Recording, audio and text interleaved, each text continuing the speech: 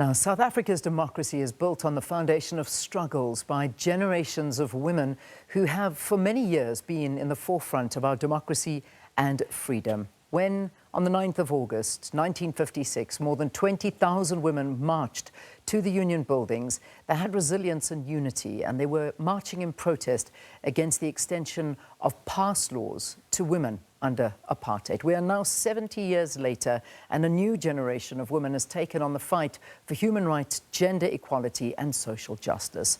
Sakina Kamwendo is at Lilies Leaf Farm, that's in the Rivonia area in Gauteng, and we are assembled a panel of guests that are going to talk about this and many other issues affecting women. So let's meet the guests and let's hand it over to Sakina.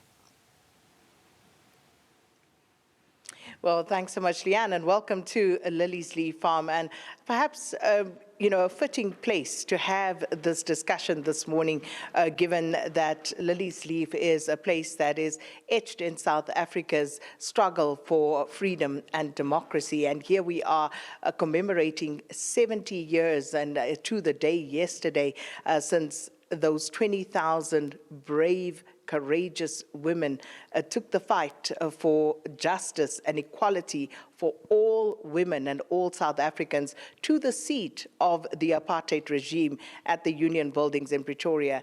And they stood there in powerful silence.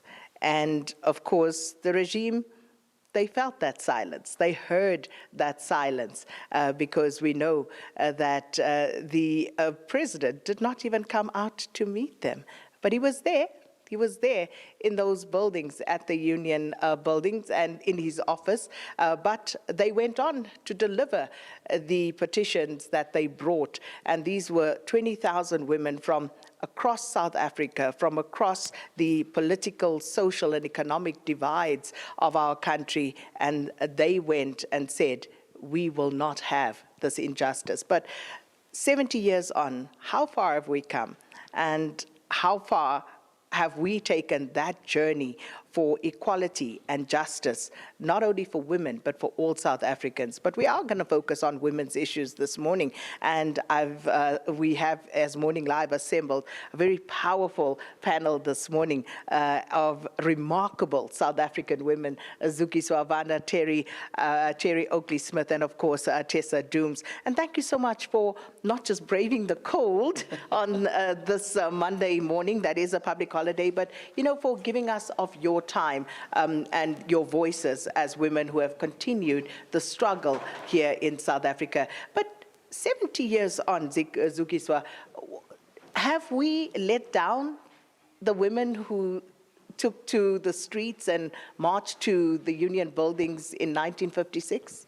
I think we continue fighting, but patriarchy has let us down more than we ourselves. I mean, recently we had women marching not long ago against gender-based violence, which keeps really increasing in this country.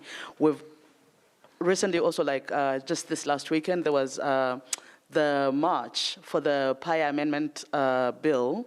And it is women who are mothers, who are sisters, who end up, worrying about where children must stay, where they must sleep. And when you have this bill, it's anti-people. And unfortunately, the poorest people in the country are still women. Terry?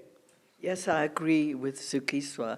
I mean, I think where I work, which is more on the business side of life, one sees that the top positions in businesses are still occupied by men and by white men, which won't be a surprise to anybody.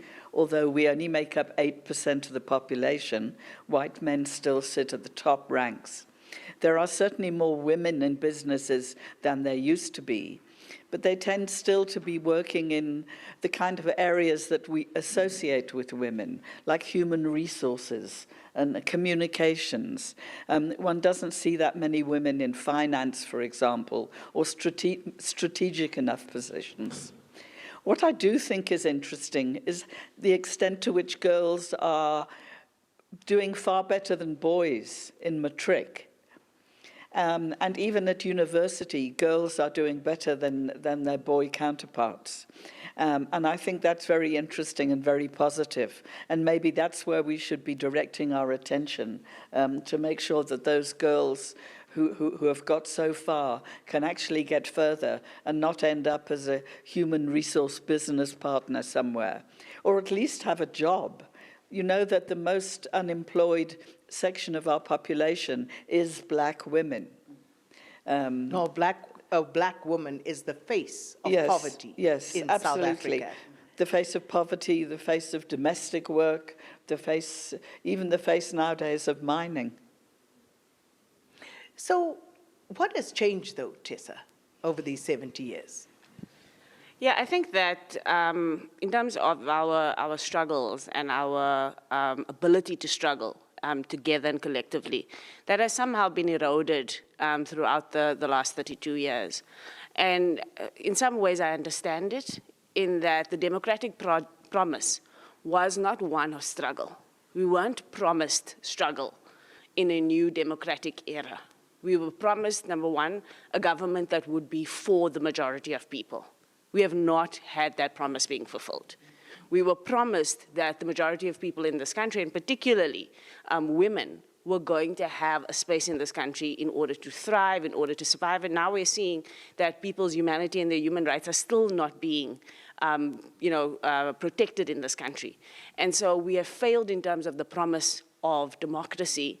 But people didn't think they were going to need to fight this hard in a democratic society. So the fact that we are having to think about, how do we emulate those who struggled against apartheid, tells you that we are still in apartheid. We are still in a version of that oppression, of that, indignity, of that, what apartheid was called a crime against humanity. If we are having to emulate Mamwini, if we are having to emulate Sophie de Bruyn, then we are still in the conditions of a Mamwini and a Sophie de Bruyn. And I think that is the thing that we have, as a collective, we have failed. And those who took power in this country and were meant to undo apartheid just have not done that work. So, Zikiswa, as far as unfinished business goes, how do we now, as modern-day contemporary South African women, how do we take that struggle forward? Yeah, okay, this is a difficult one, and it's a difficult one because really, as the majority of us, the only power that we currently have is just that one day every 5 years when we do the vote. Otherwise, 1994 came, as I mentioned, I did a tour around the country, and, we still, what we got was a remixed national anthem with DSM. The country doesn't even have a name, it's got a geographical location. So we didn't even have that baptism. And so a lot of the stuff is still the same. Okay, we can walk on sidewalks that we wouldn't be able to do and get into parks, but really there is just so much to do. But for that reason, I always say to people, if the only power that you have is to be able to vote, then please just use that power for that particular day, and that way you can then be able to fight and say, listen, I voted for you, and this is what you've done, and try to hold people accountable. Isn't that what people have done, though, since 1994? And acknowledging that, yes, perhaps the voter turnout has been dwindling ever since. However, people do go out, they do cast a ballot, and they do choose leadership. Not as much as they should, I don't think, Sakina. And I think that what Tessa said was very correct. I mean, I think that there's only so long you can deprive a nation and deprive women of the very basic things they need. Water, electricity, a job, work, dignity. You can't carry on depriving women of those things year after year and still hope they're going to come out and vote for you. And that's the crisis we have, Sakina. So the Human Research Science Council this year put out one of the most alarming reports and alarming stats I've seen in a long time. They ranked institutions in the country and asked people, how much do you trust these institutions? At the bottom of that ranking is politicians and political parties at 9% and 11% each. The military is over 50% in terms of trust, while people are saying they don't trust the very people we're asking them to go and vote for. So it shouldn't surprise us that our numbers of people who are turning out to vote are decreasing. That we have more people who are of voting age who are not showing up than the ones who are showing up. So where's the disconnect? The disconnect is in the fact that the people who have taken political place and space in this country are doing so outside of the legitimacy of communities. And our system is allowing them to do that. I mean, I'm going to have to ask Yeah. you to explain that, So because we find these people who are in positions where they are eligible to be voted for or against, and these are the people that people are voting for or not. Yes, I think there's two parts to it, Sakina. One is, and this is a conversation that we've been trying to champion for the last few years, the question of electoral reform. Because one of the democratic compromises, that negotiation compromises, was an electoral system that we have right now that was supposed to benefit minorities so that minority groups didn't get kind of completely iced out. But the trade-off for that was that political parties have been given way too much power. And so people are voting for and giving their power to political parties who then have the ability to hire and fire politicians at will. We don't have that direct ability. So the accountability that Zukiswa is talking about, a lot of people are frustrated because we don't have the ability to hold people directly accountable anymore. And we are watching political parties who we believed in, who many people believed in because of the history of struggle in this country that was led by politicians. I just keep thinking about that stat and thinking, 40 years ago, to be a political leader was a thing of honor. Now it is a thing of reputational harm if you want to go into politics. Because what has happened is that the political parties have become fiefdoms. They've become places where elite men, and particularly elite men, have taken power, and our system does not allow direct accountability. I think if we go to the communities of this country and ask them one of the things they want to change, they may not use the word electoral reform, but how we vote for people needs to change in this country so that how we hold them accountable can be a lot more direct. So and women haven't been, sorry, Sakina, but I just want to say that, as it's Women's Day, I mean, how many women leaders do we see? And this is not an opportunity to talk about Helen Ziller. But, I mean, how many women do we see? And we did. I mean, back in the day, 1990s, 1980s, women were very much part of the struggle. Women of all races, actually. Well, few whites, but there were some there fighting. And now it seems to me that, and it's so interesting what Tessa had to say about the role, about the percentages. I think that a large percentage of that very small percentage must all be men. I mean, how many women leaders can you think of in South Africa at the moment who really make a difference? And I think there is generally quite a deliberate effort on the part of the parties to the establishment, to just they select the type of women that are patriarchal women, Yes. So they don't really change the status quo. Because I remember a few years ago when we had the story of the poisoning in the spaza shops, for instance. And the then Minister of Small Enterprises made a statement and said, okay, the problem is that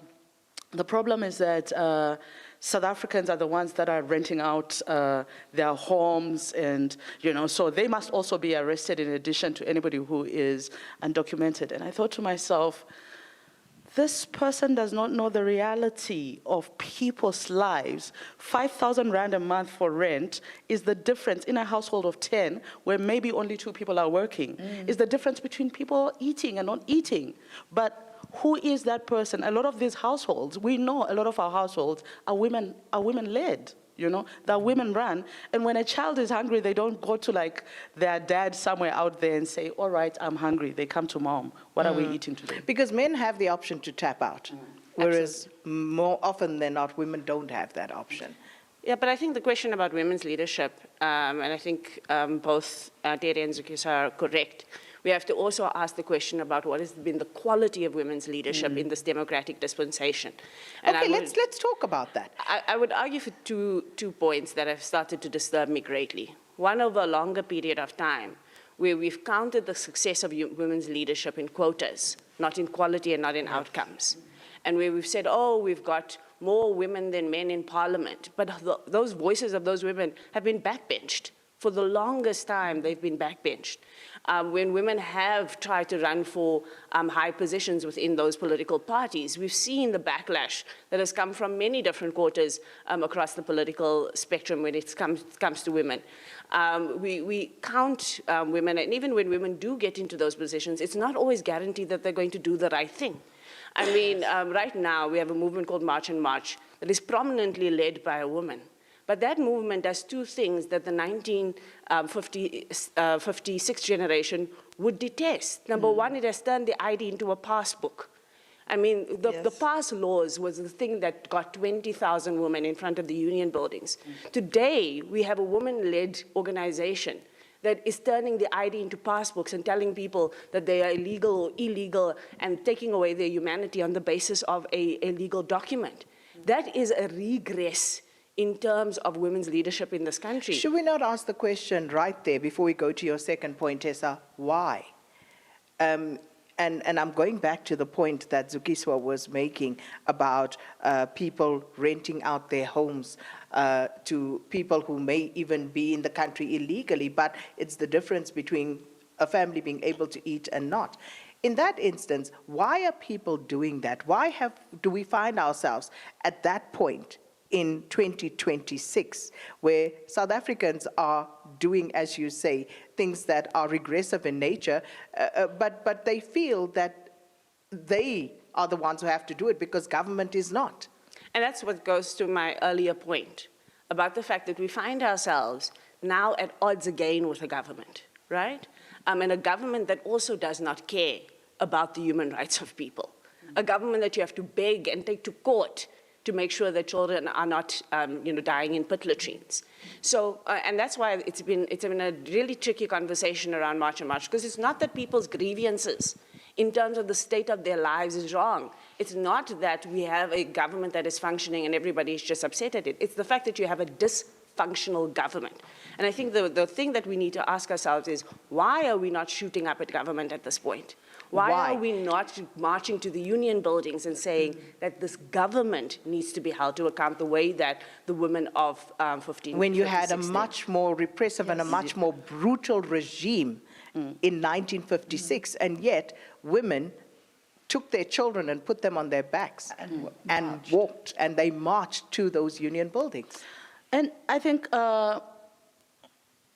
they are actually also really quite okay with the scapegoating, because it stops them from being accountable. Between political leadership and business leadership, you don't then have to say to anybody who is on the Joburg Stock Exchange, you don't have to say to them, by the way, why aren't you employing enough people?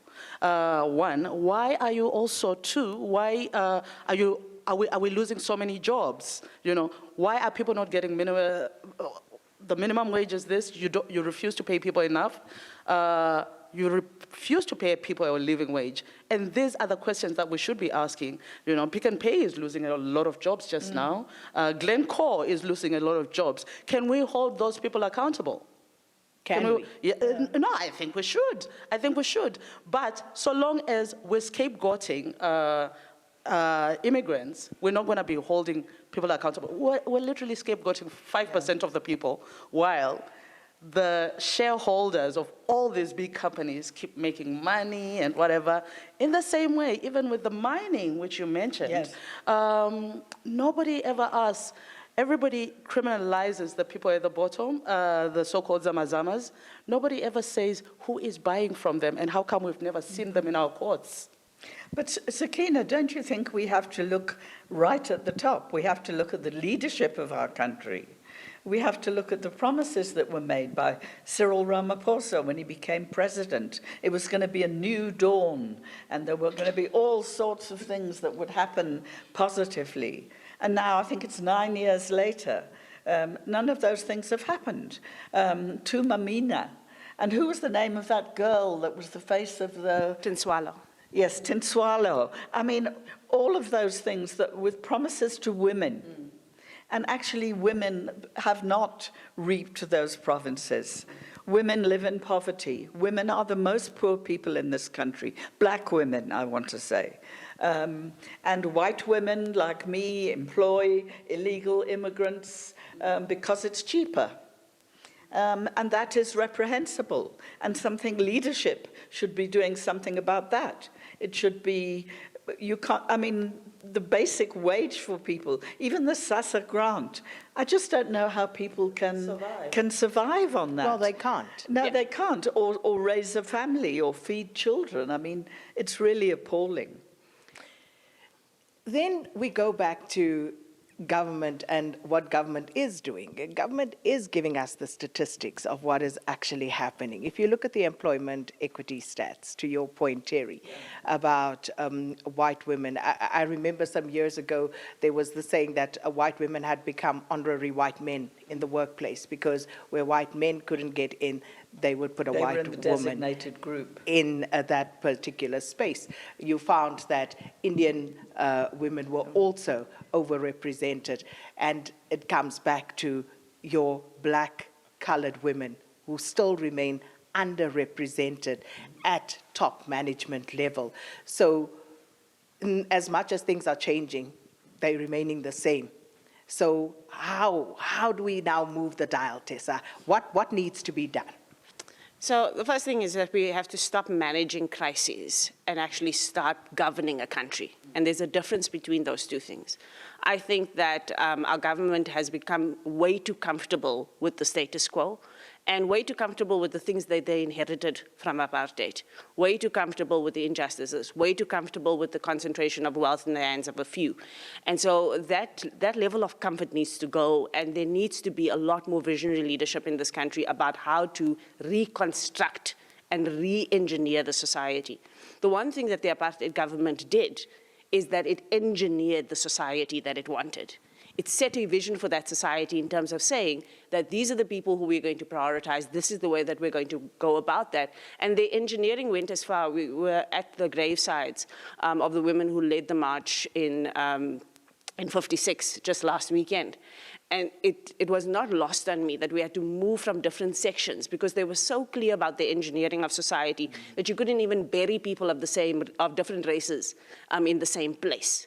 Now, we need that kind of intentionality in terms of the kind of society that we want to build and engineer. So my first question is, how do we redistribute wealth in this country?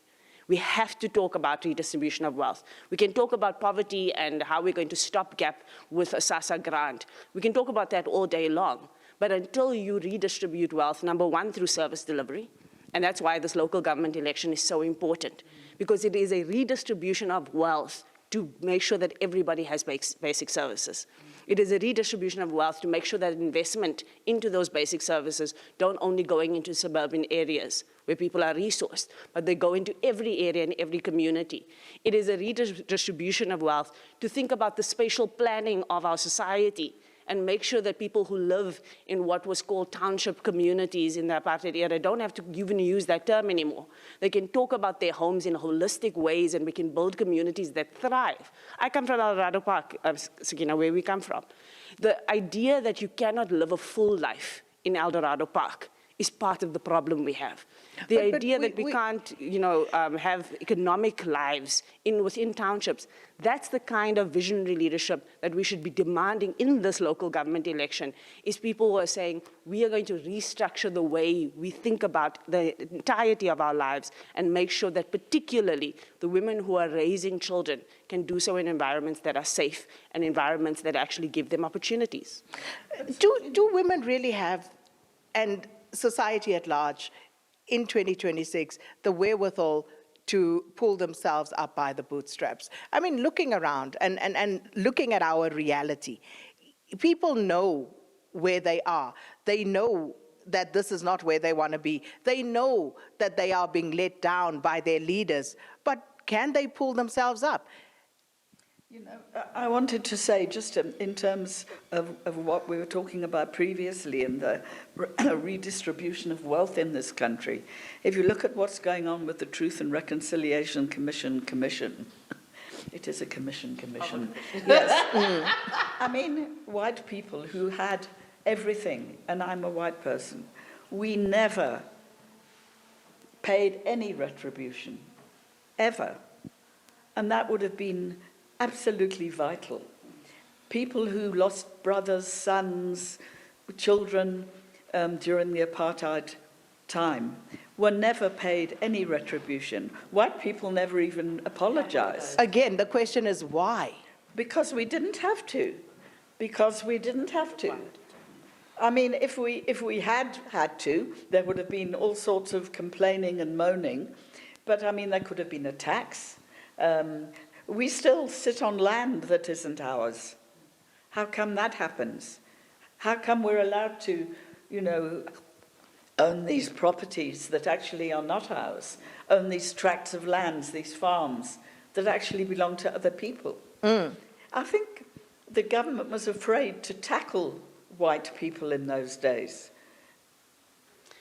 But just to I think they still are. yeah. Yes, they still are. But what do we mean by that? You know, when we say the government is afraid to tackle, that's what the struggle was about. It was about redress. It was about not just political, but economic emancipation at its very core.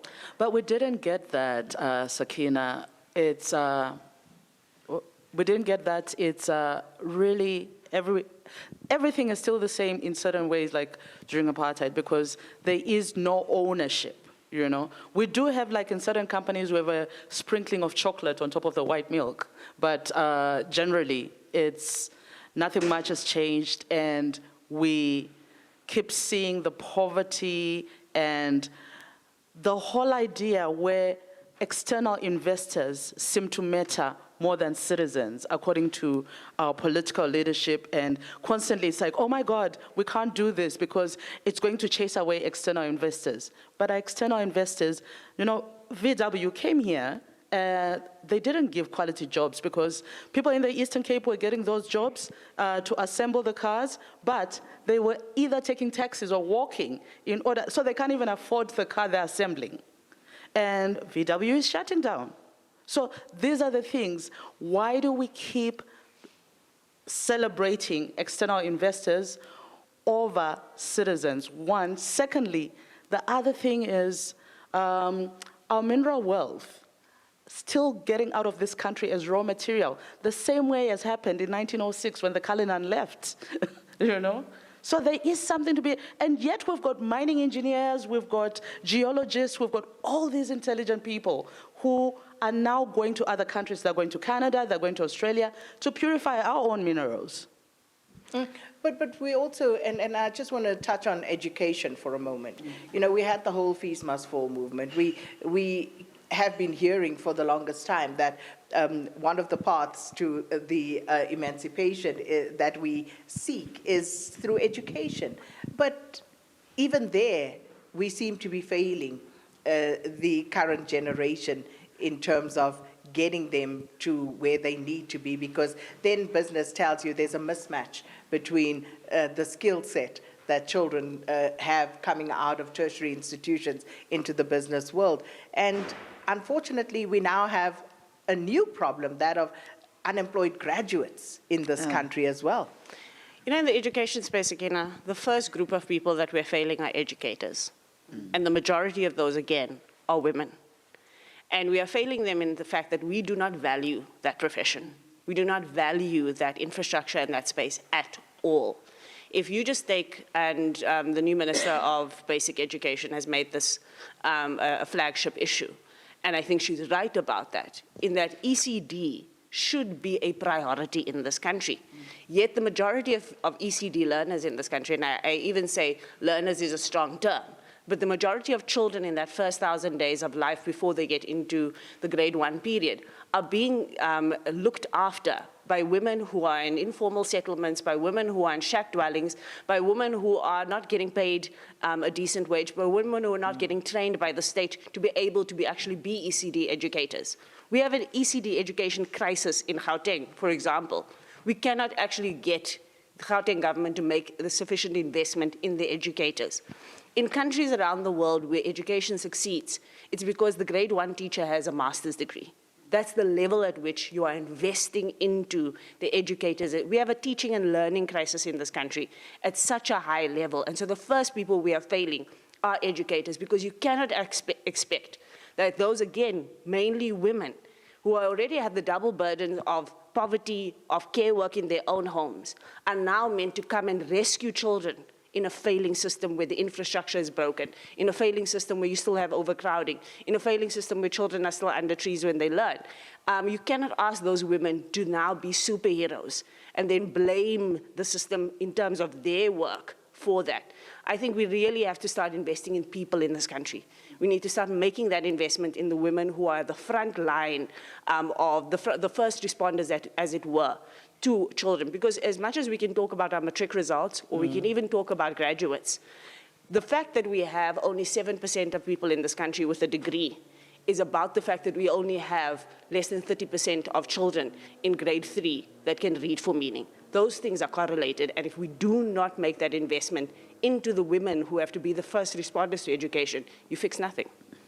And I think it's about, it needs a sort of total overview of the curricula that we teach our children, the curriculum, the methodology that we use, which is still harks back to apartheid days, rote learning, memorization. 1652. Yes, things like that. And as Tessa says, most of our teachers are women. And I mean, I remember myself going to the Eastern Cape to see an ECD classroom. It was the most shocking thing. It was just piles of children lying around on the floor with a woman trying to do something. And I think, yes, early childhood development is absolutely vital. And it's something that we don't seem to have any real care for. Speaking of the curriculum, and as an author yourself, Zukiswa, the 1956 Women's March, our children, do they know what it's about? Do they know who the women were? At least name the leaders at the very least. How come a lot of what the struggle was and encompassed does not really find expression in a way that it resonates with our children and that they understand that this was done for them? You know, in June, I went with a bunch of children with Sunny, about 50 kids, and we went to watch the June 16th story. And these young children were not aware of anything that happened, and this is, 50 years of 1976 and 70 years of the Women's March. And I